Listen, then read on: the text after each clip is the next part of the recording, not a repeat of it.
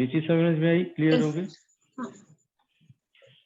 अब होता क्या है, हम तो कोई करंट ड्रॉ नहीं कर रहे, तो जो एक्चुअल पोटेंशियल डिफरेंस है टर्मिनल्स के ऊपर हमें वो अवेलेबल है, ये उसका ट्रू पोटेंशियल डिफरेंस जिसका हम ईएमएफ कहते हैं। Okay sir. अगर over a period of time क्या होता है, जैसे जैसे सेल कंज्यूम होता जाता है, जैसे जैसे इलेक्ट्रोलाइट कंज्यूम होता जाता है, ठीक है, जो सेल का पार्ट अब कंडक्शन में सपोर्ट नहीं कर रहा है, वो क्या करेगा, वो रेजिस्टेंस में सपोर्ट करने लग जाएगा। हाँ। ठीक है, अगर वो सपोर्ट नहीं कर रहा तो वो रुकावट डालेगा, अंदर तो है अभी, बाहर तो निकला नहीं वो। ठीक है, तो the part of electrolyte which is not participating in the conduction process will start participating in resisting process. ठीक है, अब क्या होता है कि जब हम इस सोर्स को लोड करते हैं, जब भी हम इस सोर्स को लोड करते हैं, तो लोड करने के बाद क्या होता है, कुछ करंट इसमें से पास होना शुरू होता है। लोड करता है मतलब उसमें उसको किसी डिवाइस के साथ कनेक्ट करते हैं। कनेक्ट करता है। Okay sir. लोड करना मतलब अब इसमें से करंट आप ले रहे हो, किसी डिवाइस को दे रहे हो लेकर। ठीक है, किसी डिवाइस को कनेक्ट कर लेंगे तो फिर क्या, वो डिवाइस करंट ड्रॉ करेगा, तो लोड हो गया ना, इस पे लोड आ गया। हाँ। अब इसको काम करना पड़ रहा है, काम करना पड़ रहा है, इसका मतलब उस पर लोड आ गया। ठीक है, और उस काम करने के दौरान हम क्या देखते हैं कि जो टर्मिनल्स पे पोटेंशियल डिफरेंस पहले अवेलेबल था, अब उससे वो कम हो गया है। तो सर V और I तो डायरेक्टली रिलेटेड होता है ना, तो अगर हाँ, I डायरेक्टली बड़ा है रिलेटेड होता है। हाँ, तो V भी बढ़ना उसी की चाहिए। बात करते हैं। हाँ, उसी की बात है। ये मैं रब कर दूं, ये समझ में आ गया आपको? Yes sir.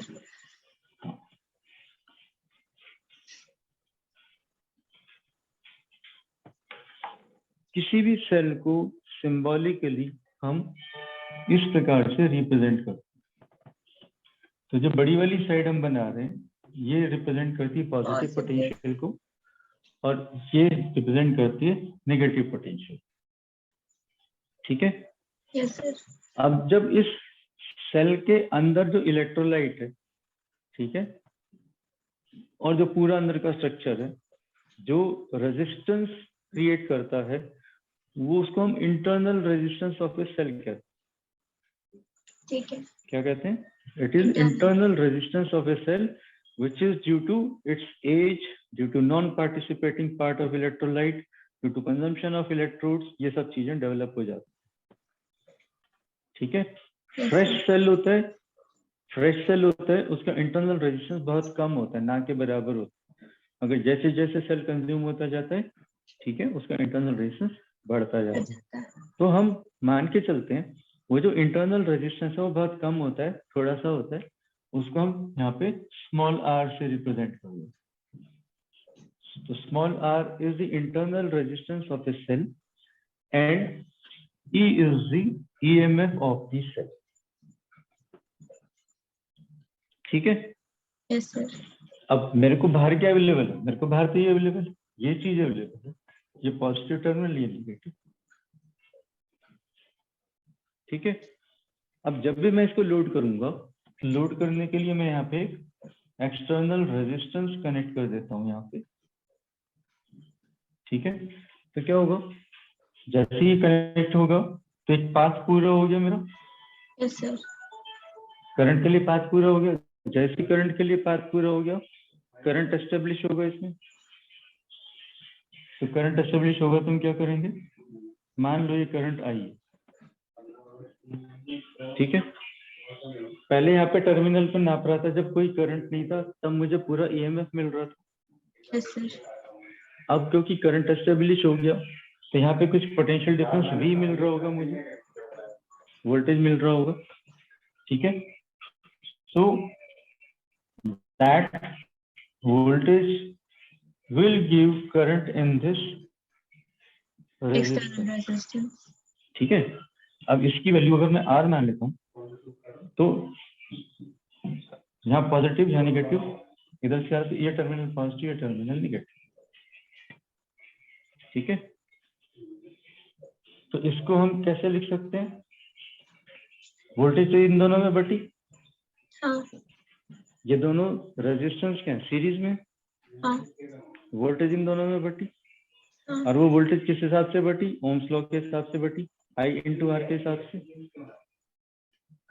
तो टोटल वोल्टेज मेरे पास कितनी थी? टोटल सोर्स वोल्टेज E थी, ई और E किस हिसाब से बटी? E is equal to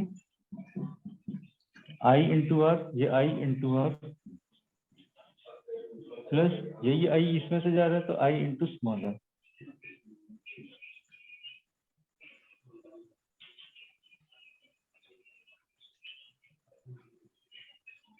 yes sir.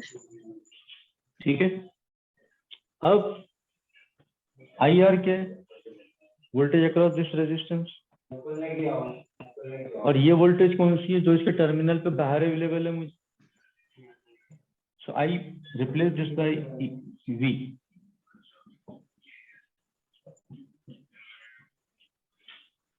ठीक है, this V is the terminal voltage when cell is loaded. ठीक है, तो this V is equal to E minus I into are.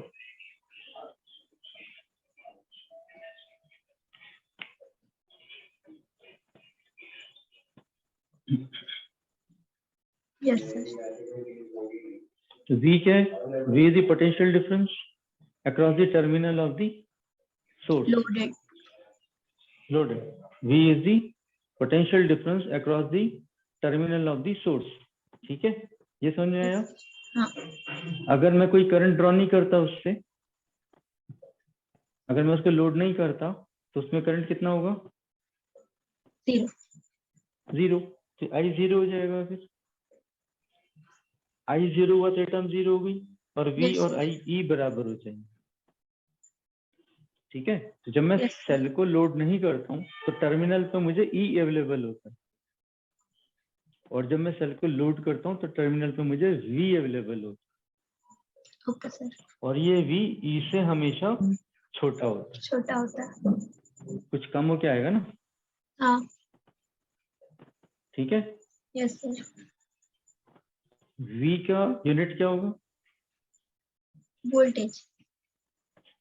E का यूनिट क्या होगा? ये भी वोल्टेज। ये भी वोल्टेज। I इंटू आर का क्या होगा? एम्पियर इनटू रेजिस्टेंस का ओम, तो है एम्पियर ओम। क्या होता है? ये ओम्स लॉ क्या वोल्टेज बताता है बेटा? सर, ये भी वोल्टेज। ये भी वोल्टेज। ठीक है, कौन सा लॉ यूज किया आपने? ओम्स तीनों लॉ। का सेम होना चाहिए ना, हाँ law of homogeneity of units. Voltage में वोल्टेज ही ऐड कर सकती हो, वोल्टेज से वोल्टेज ही निकाल सकती हो। यस ठीक है, सर। तो हर टर्म की जो वो यूनिट होगी वो सेम होगी, वोल्टेज वोल्टेज वोल्टेज। ये चीज समझ में आ गई? Yes sir. ठीक है, मिटा दो इसको। हाँ अब अगर मुझे ये करंट मैक्सिमम ड्रॉ करना है, if I want to draw maximum current from this cell, तो मैं ज्यादा से ज्यादा कितना करंट ड्रॉ कर सकता हूँ? मैं ज्यादा से ई ज्यादा को कितना? जीरो, लेकिन ई तो जीरो नहीं हो सकता। तो ज्यादा से ज्यादा करंट ड्रॉ करने के लिए मुझे क्या करना पड़ेगा? पहले ये सोचो, इस आर की वैल्यू कम करनी पड़ेगी, हाँ बाहर जो मैंने लोड डाला है उसकी रुकावट कम करनी पड़ेगी, तो ज्यादा करंट अलाउ करेगा। तो इसकी मैक्सिमम हद कब पहुंचेगी? जब जब आर क्या हो एक्सटर्नल जाएगा? रेजिस्टेंस जीरो हो। जब आर जीरो हो जाएगा। ठीक है, आर को जीरो करने का क्या मतलब है? हमने वी को जीरो कर दिया, हमने वी को जीरो जीरो कर कर दिया, ये दो। वाला वी जीरो कर दिया। ठीक है, तो for maximum current sorry. I max, for maximum current, ठीक है, V is equal to 0. For maximum current, V is equal to 0. So E is equal to, so I max is equal to E upon R.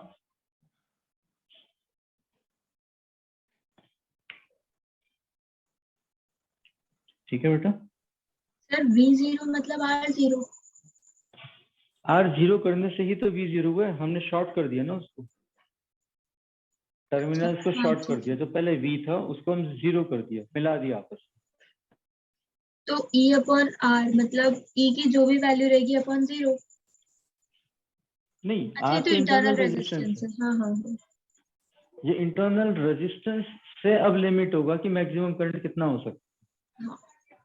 किसी भी cell से आप maximum current कितना draw कर सकते हैं, ये डिपेंड करेगा कि उसका इंटरनल रेजिस्टेंस कितना।